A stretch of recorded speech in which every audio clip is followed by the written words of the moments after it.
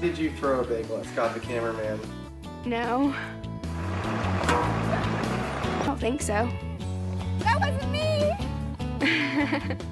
I don't know if she did it. Did it show her throwing it or something? Did you throw a bagel at Scott the cameraman? Yeah. Well, Amy was doing it too. Better dodge it!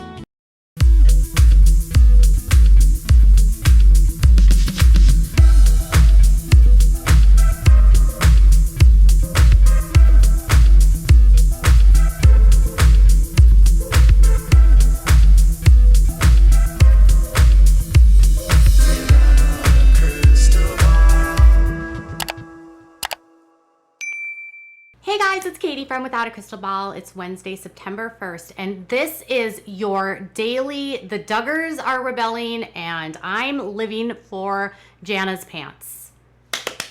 Okay, but it's actually something really exciting. Okay, you guys, I know that everyone is obsessed with what's going on with Josh Duggar, and I am obsessed with justice being served with Josh, but I'm also more obsessed, you guys, with watching the family dynamic through the lens of social media, obviously not knowing all of the details, but clearly seeing some really big steps by members of this family that show me that some of these kids might be waking up. I mean, like, baby steps, but waking up nonetheless. And getting out of a cult is a super big deal. And when your dad is obsessed with clearing your brother's name because your brother's kind of a creep, and I mean a real serious creep, and he's ignored you your whole life and made it seem like everything that happened to you was your fault, even though Josh is the one that did it to you. That's right, the girls that are at the center of this drama,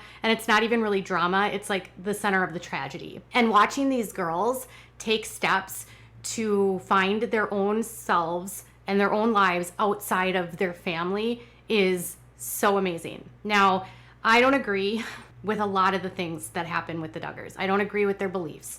I don't agree with the fundamentalist aspect of women being property and all of that. But I also understand from so many people that have left this world how hard it is to get out and how difficult it is for people to unpack all of the lies that they have been told their whole lives and really understand that there is more to life than the strict set of guidelines, okay? There's no person in the Duggars in terms of daughters that has been really more strict and following of the rules than Jessa. Jessa Blessa has been the girl that has talked from a very young age about how obsessed she is with God, how she was saved at a young age, how she loved to read the Bible and get into the Bible. She does Bible stuff on her channel. She's very deeply entrenched in her faith.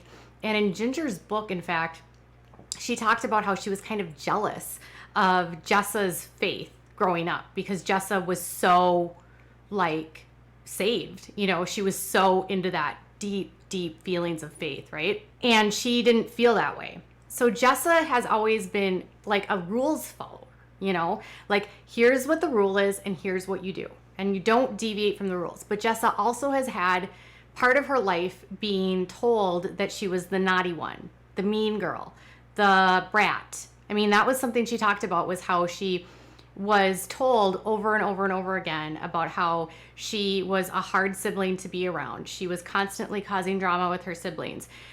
She was defiant and obstinate and strong-willed. She had a big spirit as a kid. You could tell she had a big spirit. There was even this one episode where she was throwing things at someone throwing bagels at someone while they were filming. And she was just being super mischievous. And she blamed it on one of her siblings. She talked about Jana and kicking the bed when she was with Jana. So there's been this part of Jessa that on one hand is very much a rules follower and then also very much a rebel. And so obviously when it was Jill that separated from the cult and it wasn't Jessa or Ginger, people were shocked because Jill was the rules follower and the devoted one and the family and the favorite daughter. okay? People assumed it would be Ginger because of her rebellious spirit and the fact that she like wanted to live in a big city. And Jessa, they just kind of thought maybe meeting Ben, she was going to go down another sort of path like that. So Jessa hasn't, but until recently, I'm seeing some changes. And here's what's going on. One, Jill and Jessa finally reunited. And they've seen each other a few times since Josh's arrest. They had lunch together. They got together with some old TLC staff, the crew, and they had a walk down memory lane. That was shortly after the show got canceled. But she and Jill have not been photographed in like months together, and she just had her baby girl, Fern, and Jill and Fern actually got to meet for the very first time, which made my heart melt. You know, I go on and on sometimes about how Jessa's the family damage control fixer cleaner. I also have hope that maybe she'll get out of this and she'll find a way to break out of this. Now, not fully because her husband is heavily indoctrinated into this world, but Jill actually shared on Instagram this. We finally got to meet the cutie last night. Thanks Jessa and Ben for filling my baby Snuggles tank. So, and it's a super cute picture of Jill and Derek. And it looks like they actually went to Jill and Derek's house, which is nice. They seem to come to Derek and Jill quite a bit. Okay, so something else I've noticed is that Ben and Jessa also spent a lot of time with Ben's family. And over the weekend, one of Ben's cousins got married, a guy. And I found out about that because his sister, Jessica, shared a photo of him with her on the day of the wedding. She was literally holding a vape, which I was like, whoa, a fundy vaping. And she had a tank top on, and then she said she was melting and she was wearing like very sort of normal clothes, a tank top and a tank dress. And Jessica is a police officer, and while still like politically conservative, she is not in terms of like modest, or she's just a woman. Like, she has a killer body. She works out all the time. She's a police officer. She is doing her thing. All right. So he also has a sister who's a hairstylist who, again, also does her own thing. So, and his sister Jessica got divorced. So over the weekend, they went to the wedding of the cousin, and Ben and Ivy were dancing together. I was like, oh my God, oh my God, oh my God. Jessa's letting her kids dance, something that was not allowed in her house at all. And they are listening to music. She actually had Free Home Alabama on one of her videos on YouTube, and people were like, whoa. Like in the IBLP, anything that has a rock beat or a drum is like considered satanic. And if you have like the drum beat, you're like channeling Satan. So the fact that she was playing Sweet Home Alabama, allowing her kids to dance, and spending a lot of time with Ben's family tells me that some of the things that Ben has brought into this marriage might be rubbing off on her, and she is not allowing her parents' like disdain of Jill to be turbulent or causing a rift in between her relationship with Jill. So a lot of times I do feel like Jessa's going to Jill after something happens, right?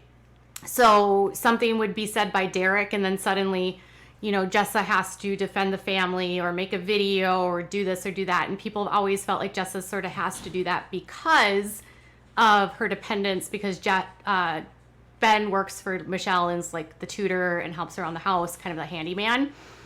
And now there was literally nothing that happened publicly other than she had a baby and she wanted her sister to meet the baby. That was it. So it's not like Jim Bob is like, you gotta go see Jill, make sure that Jill gets to see the baby. Because like, I feel like Jim Bob would prefer Jill not see anyone, if I'm being completely honest. Like, I feel like Jim Bob would prefer that Jill has no contact with anyone. Jessa has been taking some steps to exert her independence. And then Ginger posted something super hilarious on her Instagram. It was a fox sucker, and it was like to the song What Does a Fox Say, which, by the way, I'm not going to publish on here because of copyright stuff, but I was laughing so hard thinking of like how far this girl has come, because she's publishing a video on her Instagram stories of a song with a beat, again, which is not religious or hymn, there's just a lot happening here, and I feel like the more that Jim invests in Josh and his obsession with Josh and clearing his name for Josh, and the more that he has neglected his daughters are starting to exert independence in a way. Will they leave the family right now? No, but I do believe that the family divide is extremely deep, and I think the ones that are the most hurt, as I've told you multiple times, are the girls that Josh violated. And I think it's their right to maybe come together and spend some time together and like be together. And Jana, like traveling and wearing pants now, like not caring about what her dad is doing. Someone in my comments on the last video said that she's under the umbrella of Steven. But I'm going to do a whole video about how I'm starting to think that that relationship isn't even happening anymore. So what do you think about these little steps that Jessa is taking? One, am I being too like, Katie, you're seeing something that's not there? Or are you seeing what I'm seeing, where you're seeing someone else starting to sort of wake up and realize that some of the things that they learned as a kid might not be necessary to raise healthy children and happy children? Tell me in the comments below. Bye, guys.